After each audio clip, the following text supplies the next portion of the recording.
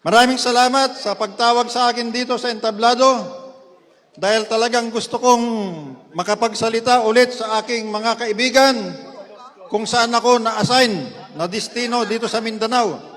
Simulan ko, hindi ko na babatiin ulit si Congressman Secretary Mike Defensor at ang ating representative ng Vice President, Mayor David Uy ng Samal, at yung iba pang nabati. Ngayon naman ay babatiin ko yung aking mga naging kaibigan sa mga lugar na kung saan ako na destino. Ang unang-una ay Basilan. May Basilan ba dito? Yan, Lamitan, Isabela. Pangalawang assignment, Hulo, Sulu. Yun. Pangatlong destino, Zamboanga City, Southcom. Zamboanga. Pang-apat na destino, Agusan del Norte, Butuan. Panglimang destino, North Cotabato, Carmen. Ang dami Tapos bumalik ulit ako ng Basilan noong may Dos Palmas kidnapping.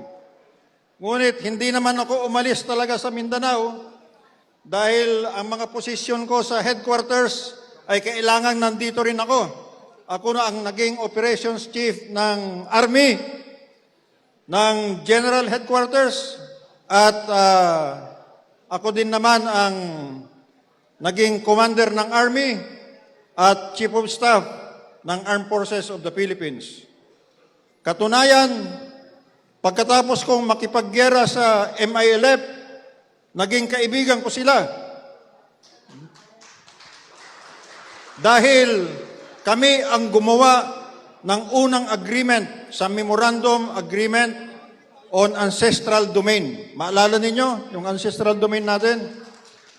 Yun ang basihan ng Final Peace Agreement with the MILF. Kaya salamat sa ating mga kaibigan na MILF.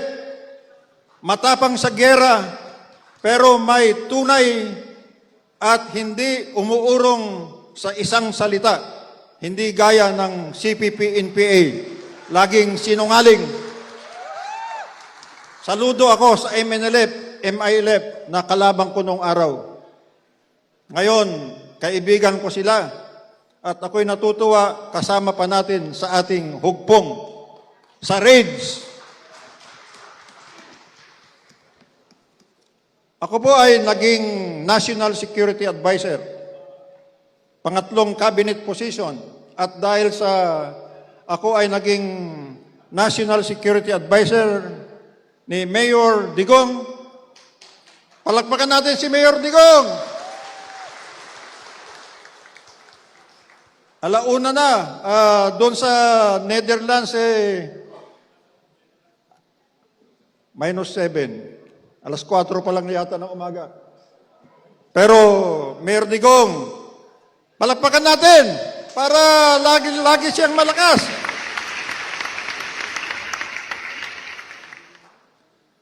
Noong ako ay National Security Advisor, ako ang Vice Chairman ng National Task Force to End the Local Communist Armed Conflict. For the first time, nagawa yung gusto kong magawa noong Army Commander ako at Chief of Staff, na naging whole of government, whole of nation approach with good governance. Good governance ang pinalakad natin upang talunin ang Communist Party of the Philippines, ang NPA at ang National Democratic Front. Ang nangyari, sa ngayon, 89 dati ang kanilang guerrilla fronts, buong Pilipinas. 89, pati sa Isabela. Nasaan pinakamalakas dati, pero laos na kayo sa Isabela, nawala yung NPA doon.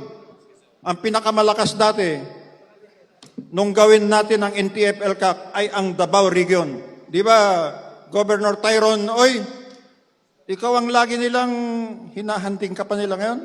Wala na naghahunting sa'yo. wala na, ubos na yung kalaban. Kasi out of the 89 guerrilla fronts,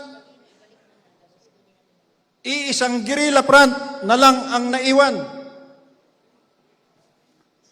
Alam nyo ang sikreto? Sabi ni Mayor Rudy, ang presidente, hindi mo matatalo yan in PA pag hindi mo kakampi ang mga barangay kapitan. Kaya palakpakan natin yung mga barangay kapitan at ang mga mayor at ang mga gobernador dahil sila ang kasama natin sa pakikipaglaban sa CPP-NPA. Yun nga lang, masama ang loob ko dahil nawala yung NPA, lumipat naman sila sa batasan. Kakampi pa ni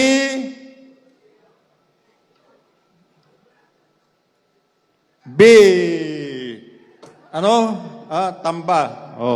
Yun ang mga kakampi nila ngayon. Kaya buhay pa sila. Kaya't iyan ang aalisin natin pag tayo na ang nakabalik na muli.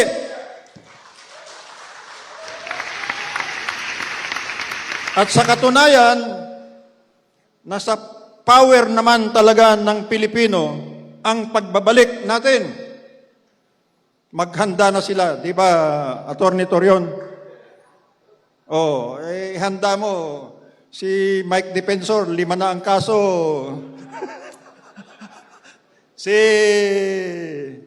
Pati si Senator Marcoleta, may kaso na rin. Kung ano-anong kaso ang ginagawa nila para lang maharas tayo. Pati si Bato, pinipilit na kasuhan. Bato, alam ko kung nasaan ka. Hindi ko sasabihin. Baka sabihin nila, accomplice din ako, katulad ni Robin Padilla. Hindi bali, wala pa naman akong kaso. Di ba, advisor ko at saka si Congressman Secretary Mike, marami ng kaso yan, kaya okay lang sa akin kung kakasuhan ako. Walang kaso yon. Basta ang importante sa akin, masabi ko, nakasama ako sa raids. Hindi lang bilang isang tao na retired officer. At dito ko sasabihin na among the parallel organizations of the Reform Alliance for Accountability, Good Governance, and Ethics, may isang parallel organization na talagang lumalaki at lumalakas. Ito yung Retired Officers Alliance for Reform.